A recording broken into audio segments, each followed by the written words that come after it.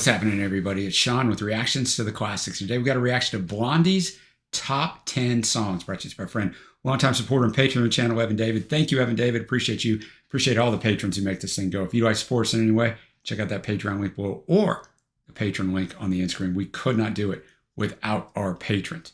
All right, I know some Blondie, right? But there's several of these songs I did not know. I was born in 1971, so one of the first artists I remember hearing on the radio on repeat.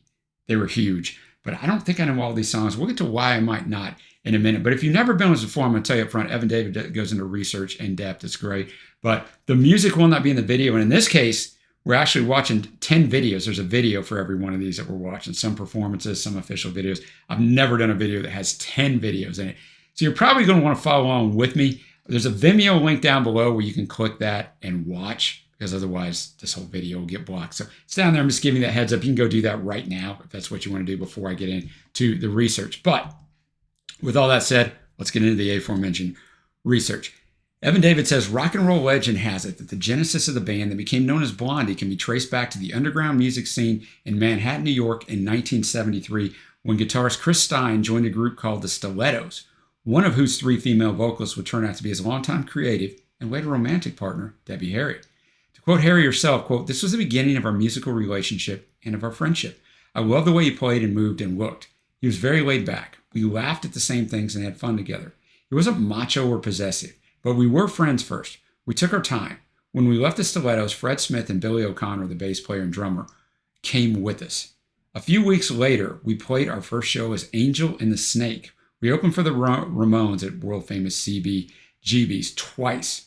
After that, we became Blondie and the Bonsai Babes. Chris and I were both into Japanese culture, and as for Blondie, well, I had been bleaching my hair, and when I walked down the street, the construction guys and truck drivers would yell, 'Hey, Blondie.' There's a famous comic strip character from the 30s named Blondie. I remember that. My grandpa used to read that. I'm not that old, not in the 30s, but she was the dumb blonde who turns out to be smarter than the rest of them. Okay, I could play that role with that role on stage. It was a good start, but really there was no grand scheme behind anything. We just did what we liked to do, and everything was just inching forward. Chris and I wrote some songs. We just kept on playing and experimenting.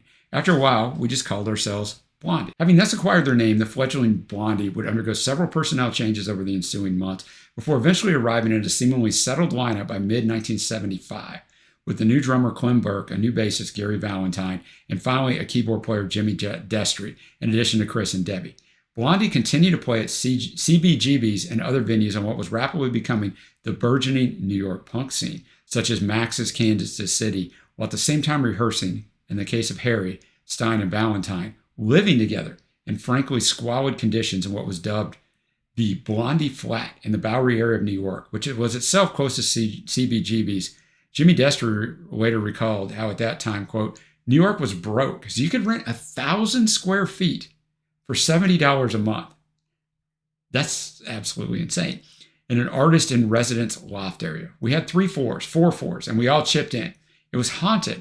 Chris and Debbie swore they saw 2 little children in sweatshop era clothes holding hands. So then there was no heat throughout the night. If you looked up at the ceiling, there were certain areas where the ceiling was just gone, and there were rafters. And our landlord, he'd come home at night and pee in bottles because he wouldn't want to disturb us by using the bathroom. We'd come to rehearsal and wouldn't want to play too loud to knock those bottles over." In the meantime, and after managing to record a demo under the auspices of producer Alan Betrock, Blondie would eventually sign to the recently formed Private Stock Records label, issuing their first single, Ex-Offender, all the way back in June of 1976, followed by their self-titled debut album 6 months later. According to Chris Stein, meanwhile, the label's decision to sign Blondie in the first place was influenced at least in part by the publicity which had already been generated around the band when he sent several provocative photos of the newly blonde Harry to rock magazines of the time, such as Cream, later explaining how, quote, "When I first met her, she had very short, dark hair. Then she came home one day with her hair dyed like blonde, like Twiggy's haircut. Somehow this came together, this image. I sent it to Cream magazine. They put it in as the Cream Dream centerfold, even though most people hadn't heard the music yet. Initially, however, neither single nor album were commercial success, and Blondie instead began to tour more widely beyond the New York base, at first alongside fellow CBGB's stalwarts Television, who obtained their debut album from 1977, Marquee Moon. Go listen to that if you have. And later as a support act on David Bowie and Iggy Pop's U.S. tour in early 1977. Despite all this, however, Gary Valentine chose to leave the band shortly afterwards in June of 77 in order to form his own group and was replaced as bassist by one Frank Infante. I'll tell you what, man, you come across this sometimes with bands where somebody leaves at just the wrong moment. I'm sure Gary had his reasons, but like, man, just before they become huge. By this point, meanwhile, the band had already successfully toured the UK, a country which would surely loom large in shaping their creative and commercial potential for many years to come. Not least by giving the group its final core member when British musician Nigel Harrison was recruited to be the band's full-time bassist in 1978, when Infante in turn shifting to being the band's second guitarist as a result. Yet it was another overseas territory which had finally given Blondie its first real chart breakthrough back in 1977, when DJ Alexander Molly Meldrum played a music video of the B-side of the Ex-Offender single, a far more ballad-esque tune called In the Flesh instead of the A-side on Australian music TV show Countdown. Whether Meldrum did so deliberately or accidentally has been debated over the ensuing years, but what remains beyond dispute is that In the Flesh was itself created as an A-side single in Australia by the band's new record label, the UK-based Chrysalis Records, shortly afterwards due to public demand, and that said single reached number 2 in the Australian singles chart, while their also reissued debut album in turn reached as high as number 20 in Australia on the follow-up of that. Because back then, man, you only bought 45, so you just went ahead and bought the whole album, right? You didn't have streaming, guys. We couldn't just choose a song. So began a global musical odyssey, which would see Blondie record a further 5 studio albums between 1978 and 1982, all the while mostly remaining far less popular in their native US than they were overseas, and in particular in the UK. And that's what I noticed. That's why I don't know some of these songs. I mean, we'll get there, right? But a lot of these songs were huge hits in the UK and never released in the US. And that's really interesting to me. But where they were hailed as one of the figureheads of the burgeoning post-punk so-called new wave movement, where they would also rack up no fewer than 6 number 1 singles to date, as opposed to 3 in the US. In the process, meanwhile, Blondie would also prove to be adept pioneers when it came to merging their own sound with that of other genres, such as reggae, disco, as exemplified by their breakthrough US single Heart of Glass, of which more later, and even hip-hop rap with their crossover single Rapture, serving to draw many mainstream listeners to the budding new genre for the first time. Nevertheless, by 1982, Blondie was steadily disintegrating as a band under the combined pressure of several factors, which included relatively poor concert attendances and record sales, severe financial difficulties due to chronic mismanagement by such figures as their notorious manager Peter Leeds, excessive drug use on behalf of the band members themselves, and above all, recurring bouts of poor health in the case of Chris Stein, the latter of which were later diagnosed as symptoms of a rare life-threatening disease called pemphigus. I've never heard of that. Leading Harry in turn to stay home and care for her partner for several years, while also carrying on her own intermittent solo career in the wake of Blondie's dissolution. As Stein himself later put it, 70% of my skin blistered. Pemphigus is Latin for blister, so it's like burns. I remember everything was sliding downhill. We were running out of money and stuff like that. We had a really nice place uptown, and we had to get a crummier place further downtown. We were both on methadone, which she went off pretty quickly, and I stayed on because my condition was stress-related. My sexuality went down, and we just went out of sync. Debbie eventually left and decided to take a place down the block. By the mid-90s, though, Stein in particular had amassed tax debts of over $1 million. Pay your taxes, boys and girls. With the result that both he and Harry, who had not been romantic partners since the couple finally split up in 1987, but who had still remained very close on both a personal and creative level, then decided that the best course of action in the face of said debts would be to reform Blondie and begin contacting former members Burke, Destry, and Valentine with a view to doing so. They did not, however, get in contact with either Infante or Harrison, a decision which would later lead to the latter two to take legal action in an unsuccessful attempt to prevent said reunion taking place under the Blondie name, thus leaving lingering bad blood between the two camps of ex-Blondie members for many years afterwards. After a few gigs together, however, Valentine eventually declined to take part in the full-blown reunion, leaving Harry, Stein, Burke, and Destry to release the band's comeback single, The Majestic Maria, of which more later, and its accompanying album, No Exit, in early 1999, to widespread popular and critical acclaim, both, especially in Britain, where the former soon became the band's 6th, and to date at least final, UK number 1 hit. During the ensuing 2 decades, Blondie would release a further 4 studio albums to date, with the latest Pollinator being released in 2017. By now, they have sold at least 40 million albums worldwide during their career, while the band themselves have also continued touring to this day, albeit of late without the services of Jimmy Destry, who was forced to leave the band in 2006 due to long-standing drug issues, and who would later deliver perhaps the best summary of the often conflicted relationships that existed between the members of Blondie over the years as follows. This is Jimmy's quote. The thing that made us different and unique was the tension within us. We're not friends so much as a family that doesn't hang out together. There's been little rays of sunshine where we all laughed and got along, went shopping together and stuff like that, but it was always a tense, irritable situation. And I think that internal tension, that's Blondie. You know everybody doesn't mix, and that makes the music in a way that much more freaky and twitchy. That's what makes the band what it is, end quote.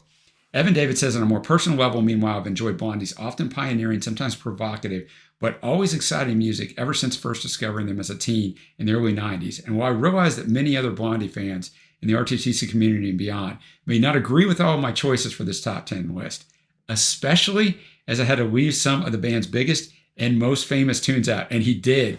He left out two of them that I was really surprised at first, because I looked at his honorable mentions. But once I went through the list and saw how many of these were hits in the UK, which Evan David's from Wales, I got it, right? And not every hit should be on a top 10 anyway. He says, especially as I've had to leave out some of the band's biggest hits and most famous tunes out, this should be taken as a sign of the project's strength of Blondie's song catalog more than anything else. Moreover, I also fervently hope that it will become clear that as ever, this particular top 10 list is not intended to be in any way a definitive one, but rather as a starting point for discussion, which I look forward to reading in the comments below. All right, in case you didn't catch at the start, the music, or in this case, the videos, there's 10 videos, will not be in this video because it'll get blocked, but it will be in a Vimeo link below. If you haven't already, click on that and go through the intro, and we'll be right here to our number 10 song. I did make a Spotify list so you can see what I'm talking about when I'm talking. We start off at number 10 with One Way or Another, first released as part of Blondie's third and most highly acclaimed studio album, Parallel Lines, in September of 78, and then as a North American only single in May of 79. And I want to reach number 24 in the Billboard US Hot 100 and 7 in Canada. I would have sworn this song was bigger. I was 7 or 8 years old whenever, I guess I was 7 when this was released, almost 8. It seemed like this was everywhere, but this propulsive tune was inspired by Debbie's own personal experience of being stalked by an ex-boyfriend, with her herself later remarking that I was actually stalked by a nut job. So it came out of a not-so-friendly personal event. But I try to inject a little bit of levity into it to make it more lighthearted. I think in a way, that's a normal kind of survival mechanism. You know, just shake it off, say one way or another, and get on with your life. Everyone can relate to that, and I think that's the beauty of it. We're going to watch a performance live on the Dutch music TV show Top Pop, all the way back in September of 78. Thanks to Evan David for bringing this one. Let's get it. All right, One Way or Another, an interesting performance. I want to think Debbie was maybe on something there. Maybe she wasn't. The guys channeling their inner Ramones, right? The haircuts, the look. Obviously, it's lip sync. She wasn't doing a very good job at the start, but then she kind of got it. But, you know, at the end there where there's two different voices of hers going on, there's no way to lip sync that. But if you're ever wondering if it's lip synced or not, a surefire way to find out is to look at the guitars and the bass. And if they're not plugged in, then it's lip synced. Now, some shows will be smart enough to have you plug the amps in, but most of them don't even bother. But, you know, the drummer still has to play. The keyboardist sort of still has to play, but everybody else just kind of, I mean, the guitars are playing, but they don't have to really put much into it. But, you know, it's good to see it live. All right, next up, we have a song that seemed to be everywhere when I was young, too. The Tide is High, first released as a single in October of 1980, reaching number 1 in the UK and the US, and then as part of Blondie's 5th studio album, Auto American, a month later. This reggae-style cover of a rock-steady tune, so this is not their tune, originally recorded in 1967 by a Jamaican group called the Paragons, has since become one of Blondie's most irresistibly catchy tunes and remains as a live favorite to this day, as can perhaps be best gauged by this clip from the Glastonbury Festival in the summer of 1999, so in that comeback year. All right, the classic, The Tide is High. If you've never heard the song, and I'm assuming you have because you've watched this, but maybe you have. If you've never heard the song, I cannot stress enough.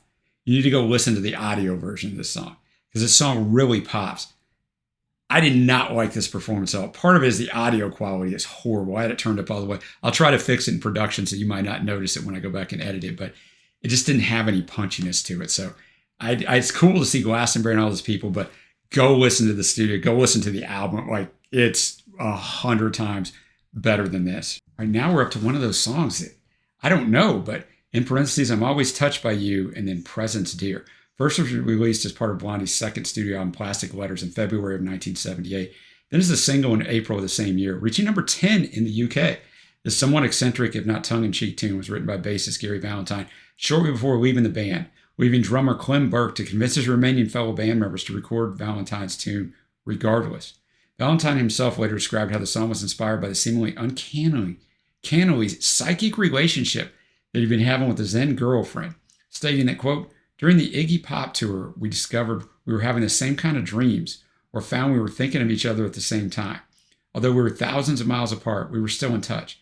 Thinking of this one afternoon, it all came together in a song. End of quote. So we're going to look at this song being performed on the British music TV show The Old Grey Whistle in March of 1978. All right, I'm always touched by your presence, dear. I like that song. I never heard it. I thought they looked a lot better in this performance than they did in that first one way or another. When they were doing a show, Old Grey Whistle Test, always good stuff on there. But yeah, I thought it was a good song. That was wise for them to record it, even though Gary had left. And I like the Old Grey Whistle Test because they put the little info down below, so you kind of gives you a little insight into the artist. All right, next up at number 7, we got a tune I don't think I know, Dreaming. First released as a single in September of 1979, reaching number 2 in the UK, 27 in the US, so it's possible I do. And then it's part of Blondie's fourth, and Evan David says his own personal favorite studio album, Eat to the Beat, during the same month. This intensely mesmerizing tune was first initiated by Chris Stein, having come up with the key line, "Dreaming is free," which in turn inspired co-writer Harry to extrapolate the rest of the lyrics on this basis. As Harry herself would later put it, sometimes Chris will come up with a track or a feel and pass it on to me, and he'll say, I was thinking dreaming is free, and then I'll fill it out with a storyline or some more phrases. A lot of times it's a rhythm track that suggests what the lyric is going to be. I like working like that, end quote. Moreover, Dreaming thus also serves as an excellent showcase for Clem Burke's frenetic, Keith Moon-inspired drumming style, which is best showcased, Evan David says, by watching the song's official video. All right, Dreamin'. I had never heard that song. I kept trying to figure out if I'd heard it. I don't think I've ever heard the song. I really liked it. That was really good. I thought, you see where Debbie can go with her voice. They can do a lot of different things. So a very talented vocalist. I thought they did a good job shooting this video. Obviously, it's a live performance, but putting the people up on the scaffolding, getting after it with total 70s American Bandstand type style there. It's not American Bandstand, but style like that. But yeah, good choice. And one other thing about the drumming, which did stand out, as Evan David pointed out at the start of this write-up of this song. According to Burke himself, meanwhile, the reason why Dreaming came out the way it did is because producer Mike Chapman really gave me free reign. It was really a surprise. That take of Dreaming was just kind of blowing through the song. It's not like I expected that to be the take. I was consciously overplaying just for the sake of it because it was a run-through, but it worked out. Sometimes that's the way it works out, right? Practice is better than the actual take. Now we're to the song that will take us to the halfway mark. Number 6, Hanging on the Telephone, first released as part of the aforementioned Parallel Lines in September of 1978. Then as a single in November of the same year, reaching number 5 in the UK. This aggressively outspoken ode to frustrated communication had originally been written by singer-songwriter Jack Lee for his own power pop band called The Nerves back in 1976. But although that version failed to chart, it did later form part of a compilation cassette given to Blondie by another singer-songwriter, one Jeffrey Hyde Pierce. As Debbie Harry in turn would later recall, quote, we played it in the back of a cab in Tokyo, and the driver, who didn't speak any English, started tapping the steering wheel. Chris and I looked at each other and we thought, okay, this guy's going with it, and he hasn't got a clue what it's about. He's just responding to the song, which we took as a sign that we had to do it. And as such, Evan David's talking now, as such, it's perhaps unsurprising that it still remains one of Blondie's most popular tunes with both fans and critics alike. We're going to react to an Apollo Theatre performance in Glasgow, Scotland in December of 1979. All right, Hanging on the Telephone. Cool theater there. This is one I'll try to fix in post-production too. It's the music's very washed out, and hopefully I pump it up and it sounds better. But I would also recommend you go listen to just the audio version of this song because it does have a much better kick than this live version. I don't think it was them sounding bad. I think it's the quality of the recording, right? But maybe if I just turn the volume up, it'll pop more. But must have been their last song before they went off for the encore. Good choice. Now we'll go to a song that was insanely popular. Heart of Glass also released as part of the Parallel Lines album in September of 1978.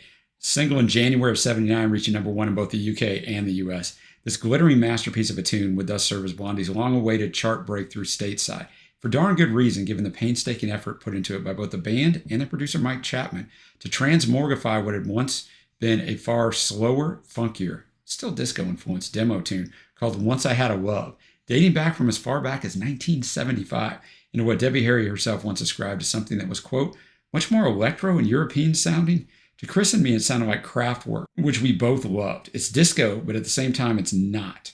Rock critics hated disco, and that song pissed off a lot of rock critics. But as Chris likes to say, it made us punk in the face of punk.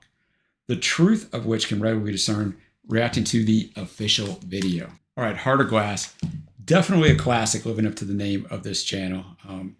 I was cool seeing New York back then. See the old Ed Sullivan Theater that eventually David Letterman took over years later. Saw the Twin Towers at the end. See Studio 54. This video actually wasn't made in Studio 54, but it makes it seem like it is because the last thing you see, and then we zoom into her, it was at some disco that didn't last very long, but I mean, a classic disco song. A lot of people got mad at them in the punk scene saying they sold out for this, but I mean, Debbie Harry said this was a song along with Rapture that she was most proud of writing. And this song is the 66th highest selling song of all time in the UK. So impressive stuff there and a great choice at number 5. Next up, we have Rip Her to Shreds. First released as part of Blondie's self-titled debut studio album in December of 76 and is the band's first non-charting UK single in November of 77, though it did reach as high as number 81, you guessed it, Australia. By contrast to the previous song on this list, this viciously, venomously aggressive tune, which according to Debbie herself is about the negative effects of gossip columns on people's lives. Now we just use social media to destroy people. Back then we used gossip columns, right? Instead, it amply showcases Blondie at their punk rockiest, and as such remains a prime early example of what Harry was trying to achieve artistically with regard to her newly created Blondie persona. For as Harry herself later put it, quote, rock was a very masculine business in the mid-70s, and I was playing up the idea of being a very feminine woman while fronting a male rock band in a highly macho game. I was saying things in songs that female singers didn't really say back then. I wasn't being submissive or begging him to come back. I was kicking his ass, kicking him out, kicking my own ass too. My Blondie character was an inflatable doll, but with a dark, provocative, aggressive side. I was playing it up, yet I was very serious. The radical musical results, Evan David says, of all this can perhaps be seen by reacting to this clip of the song being performed live at the famous Whiskey A Go-Go in LA in 1977. All right, Rip Her to Shreds. I totally see why Evan David shared this performance. I think it was good to see that and see her in a less refined role, what they're trying. The audio on this is absolutely atrocious. I have no idea whether I like the song or not. I don't know. I can't tell anything from it because it's so washed out, which you're going to get in a lot of these older performances. Once again, I'll try to fix it post-production, but I don't think it's going to sound real great. But it was cool to see kind of that early look and what she was trying to do and kind of owning the stage. Next up, we have Sunday Girl, also from that Parallel Lines album in September of 78, and as a single in May of 79, reaching number 1 in the UK. This propulsively plaintive yet peppily beautiful tune was apparently written by Chris Stein in response to, of all things, Debbie Harry's then missing pet cat, whom we called Sunday Man. Remember, this is Sunday Girl. Yet despite or perhaps because of such seemingly mundane roots, this nevertheless remains one of Evan David's favorite Blondie tunes. As I hope you will soon agree, we're going to listen to it, watch a performance from the Midnight Special TV show in January of 1979. All right, Sunday Girl. I think I really like that tune. I'm not trying to be a broker. The audio is so washed out. It's so hard to get any of the nuances of the song, but I really liked it. I've never heard it. Good energetic performance as well. All right. Got 2 left. All right, we got another song I don't know. Dennis, once again first released as part of Plastic Letters in February of 78. And this is a single during the same month, reaching all the way up to number 2 in the UK.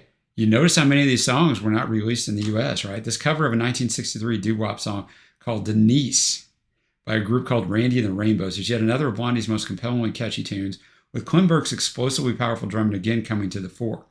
Ironically enough, Burke himself would years later reveal that, quote, the feet and the hand claps on Dennis are set out of time with the drums. It'll be forever out of sync and it'll forever be a hit record. So sometimes the mistakes are the best part of a record. Moreover, Evan David says, it was the sheer popularity of this song with UK audiences in particular, which will perhaps do most to cement Blondie's ever-growing appeal on this side of the pond, the UK. With British-born bassist Nigel Harrison later remarking out, quote, we did Dennis on Top of the Pops, and you could just see it change overnight. We were doing the regular gigs, and there was a fan base and stuff. But for me, growing up in England with the power of Top of the Pops, we were playing a gig in Dunstable. People had seen Top of the Pops and came up to the gig, and it was just mania. So, of course, we're going to listen to the Top of the Pops performance in August of 1978. Okay, well, obviously, it's not Dennis, but I mean, that's the way it's, I mean, usually Dennis has 2 ends, but they left off the E, but she was sort of saying Denise, but not quite. It was kind of hard to understand exactly where she was going there. Denis, maybe, I don't know. But I can see it's very catchy. It's very catchy. You can tell that it's a 63 song, right? 1963 originally. Good energy. So yeah. All right. We're to number one. I took the Spotify bar down because I actually want there to be some drama, because I think some of you are wondering, is it Rapture? Is it Call Me? Well, here you go. Drum roll, please. Who's going to be right? None of you, if you said that. We got Maria as the number one Blondie song for Evan David. First released as a single in January of 1999, only reaching number 82 in the US, but number one in the UK. Just another example, right? How much bigger they were in the UK. And it's part of Blondie's seventh studio album, No Exit, a month later. Chris Stein once described how, quote, hearing Maria for the first time was very moving because I realized that, it could be a hit.